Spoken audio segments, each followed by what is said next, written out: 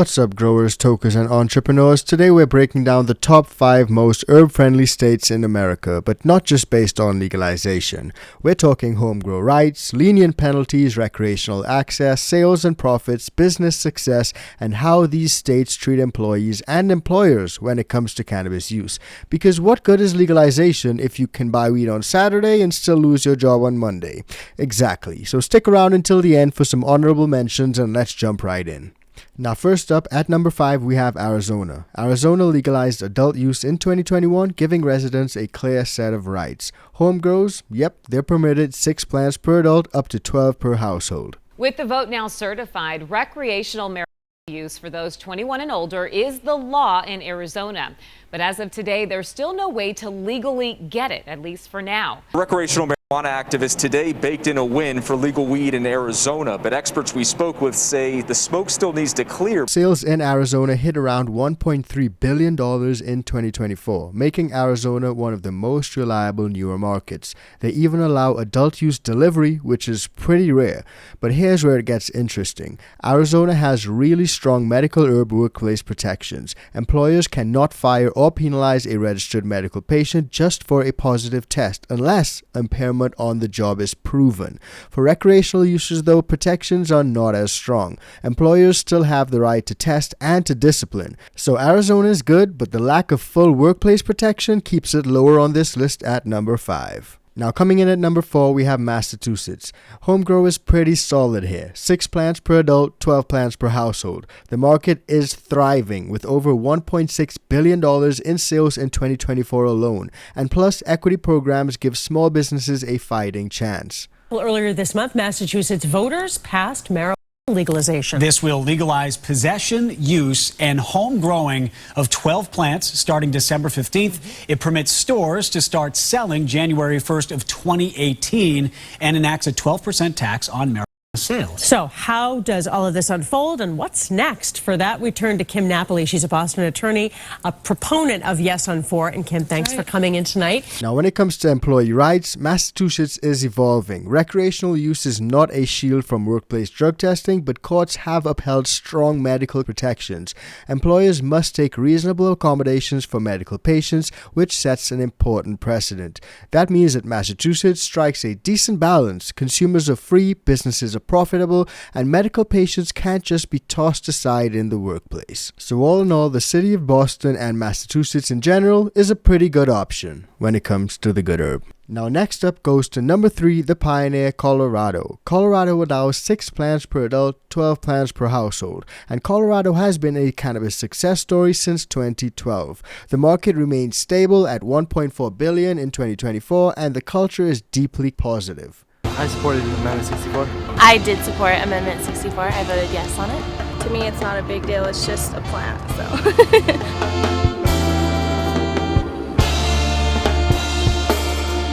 Last Tuesday was a historic step forward for common sense drug policy in our country and probably around the world. It's a groundbreaking moment. I think in 10 years we're going to look back and we're going to see this as a turning point in drug reform policy. Now, workplace rules in Colorado are less friendly than you'd expect. Employers are still allowed to fire workers for off-duty cannabis use, even though it's legal statewide. And that's a major downside compared to some of the newer reform states. But why does Colorado still rank so high? Because it balances strong consumer freedom, predictable rules for businesses, and a mature, profitable industry. Still, on the employer fairness front, it lags behind. Now, number 2 is Missouri, and this state shocked a lot of people with how fast it became a cannabis powerhouse. Sales blew past $100 million a month in 2024, and tourists from neighboring prohibition states fueled the growth even more.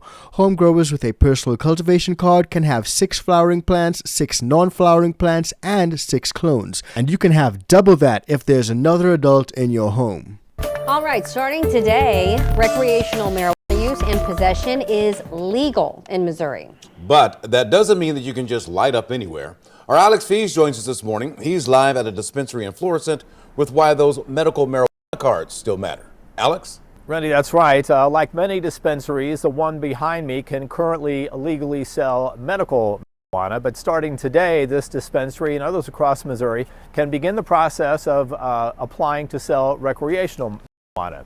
Now, this all comes 1 month after voters passed Constitutional Amendment 3, also known as Article 14.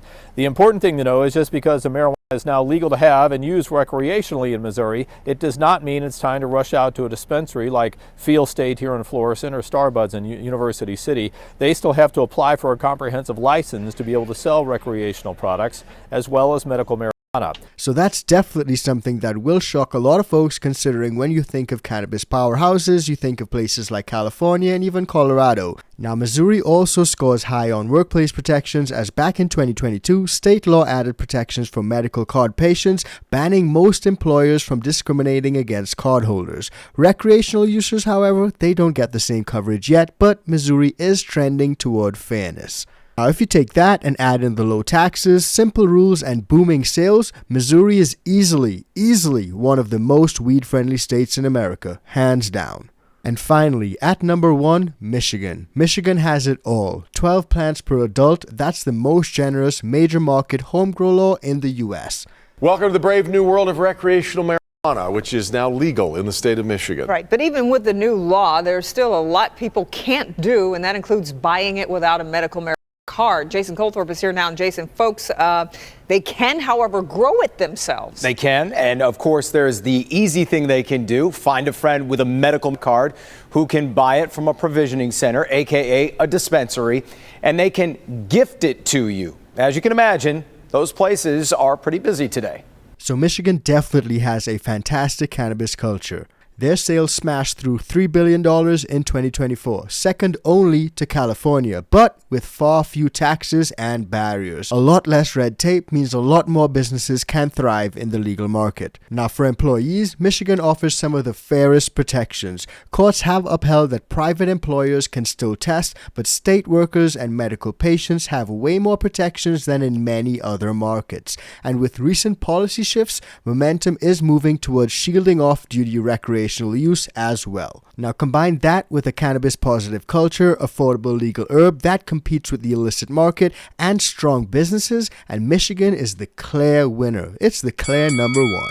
Now, despite those being our top 5 picks for the most herb-friendly states in America, we do have a few honorable mentions, and one of those is Maine. Over in Maine, they do have a generous home grow law and lenient culture. Workplace protections are still limited, but the small market size is actually what kept it out of the top 5. Now, there's also California, which is one of the biggest markets with jobs and profits, but high taxes and patchy protections make it tougher for operators and employees. And what we've seen is that a lot of businesses over in California are actually suffering. So for that reason, it did not make the list of the top 5. Now, another relatively new but still strong market is New York. It's a newer market, but it's notable because New York has some of the strongest workplace protections across the US. Employers generally cannot test or punish employees for off-duty use unless it's safety sensitive.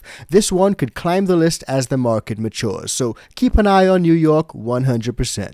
So there you have it, the top 5 weed-friendly states in America, not factoring in just home grows and profits, but also how they treat workers and employees who use the good herb legally. Now, what do you think? Should New York already be on this list for its workplace protections? Drop your thoughts in the comments below. And what do you think of the other top 5? Are you guys in agreement or do you guys disagree? Is there a state which should be on the list but is not there? Drop it in the comments and let me know. Don't forget to hit that like button, and if you want to find out about one of those states that actually require home growers to register with the government, then check that video out because it's coming up right now.